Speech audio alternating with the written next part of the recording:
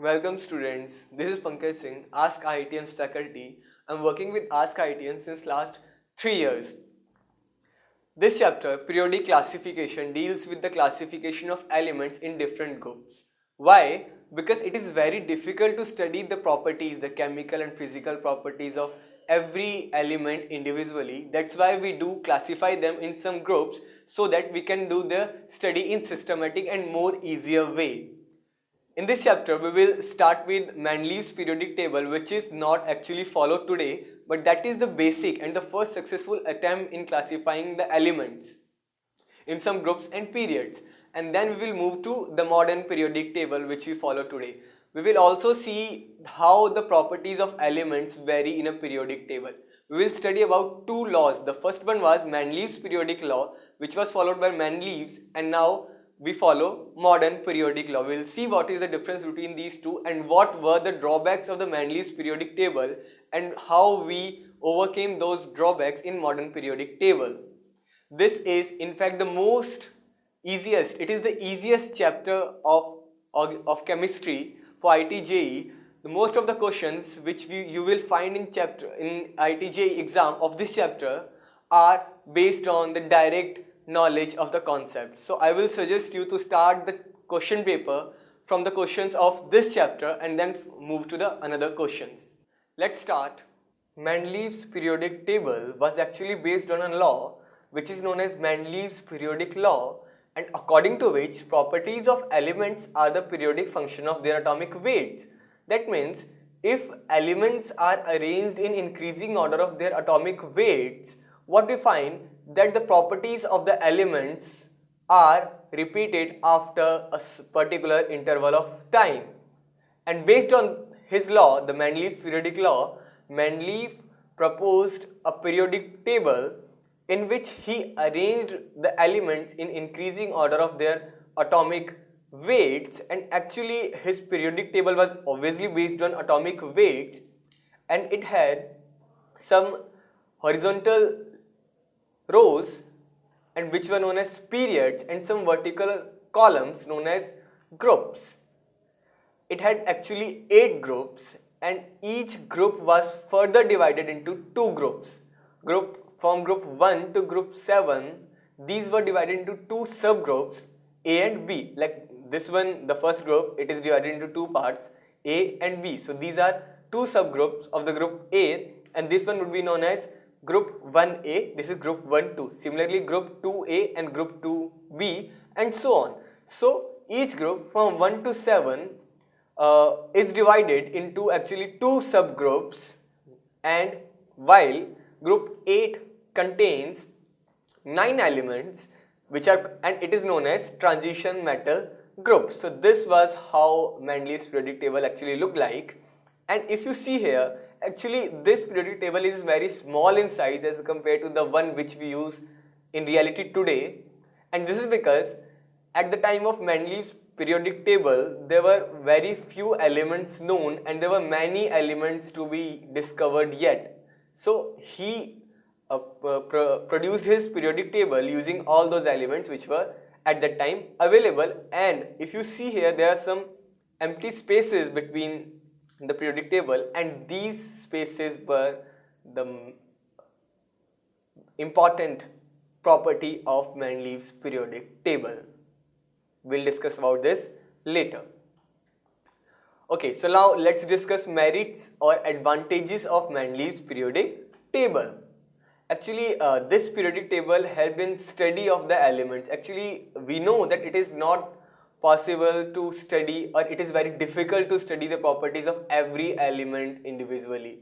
But it will become easier if we classify them in a group, and we know that all the elements present in a group are of similar properties. So now we can study them easily. Again, this was the special quality of periodic table, that all the elements which come in a particular group have similar properties.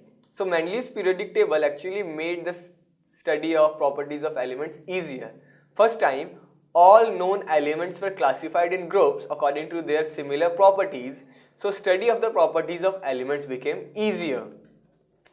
Next one was predicting new elements. I just told you that there were some empty spaces in the periodic table of Mendeleev, and those periodic tables were, those empty spaces were actually to predict that there would be an element which is not discovered yet, but it would be discovered in future, and that would be placed at this position.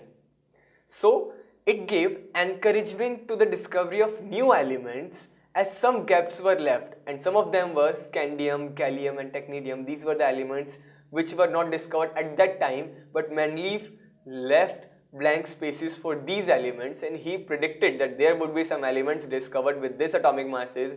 They will come in this group and they will show this type of properties. So scandium, germanium, gallium, titanium were the elements for whom positions and the properties were defined by Mendeleev even before their discoveries, and he left blank spaces for them in table. Another is blank space at atomic weight 72 in silicon group was left, and it was called Eka silicon. And there was some element which was discovered in future, and it was placed at that point, and the name of the element was germanium. You see here, you'll find that in silicon group, where is the silicon group? It's here, and this atomic number 72 was left blank. There was no element at that time, and as the time passed, we discovered a new element with atomic number 72, and that was placed at this point. Originally it was named as Eka silicon by Mendeleev, and now that element is known as germanium. Next is Eka aluminium, similarly another element for which the space was left, and in aluminium group, and this is like this element Eka gallium. It was known as Eka aluminium, and now it is called gallium after discovery. Similarly, another space was left empty in boron family, and it was known as Eka boron, and today that element is called scandium. This one. Similarly, Eka manganese was the empty space left for technetium, and it is here. So these were the empty spaces which were left, and these elements were predicted by Mendeleev periodic table. Now let's have a look at demerits of the Mendeleev periodic table. Obviously there were some demerits, that's why we don't follow that right in the current time. And the first demerit was position of hydrogen. Actually hydrogen resembles both the elements of group 1A, which are called alkali metals, and also the elements of group 7A. Hydrogen resembles in property with both the elements of both the groups 1A and 7A. So he was actually not able to find out, he was not able to decide that where to place it. So he placed hydrogen in 1A group, which was not justified actually. Next one was position of isotopes.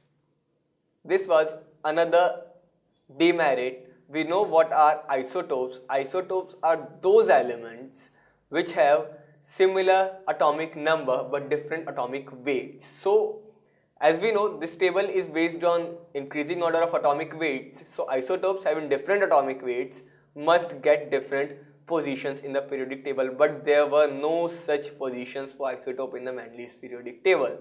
This was another demerit. Next is anomalous pairs of elements were left. Actually, there was some pair of elements which did not follow the increasing order of atomic weights. Just like cobalt was placed before nickel in the table, but we know the atomic mass of nickel is less than that of cobalt. Just see, cobalt having atomic mass 58.93 is placed before nickel, which has 58.71 mass. So what happened, that some of the elements were there which actually did not follow the increasing order of atomic mass, and he just placed them in random order in order to justify their properties, and those were known as anomalous elements. Again, like elements were placed in different groups. If you see here, there is platinum and silver. Both have similar properties, but still they are placed in different groups.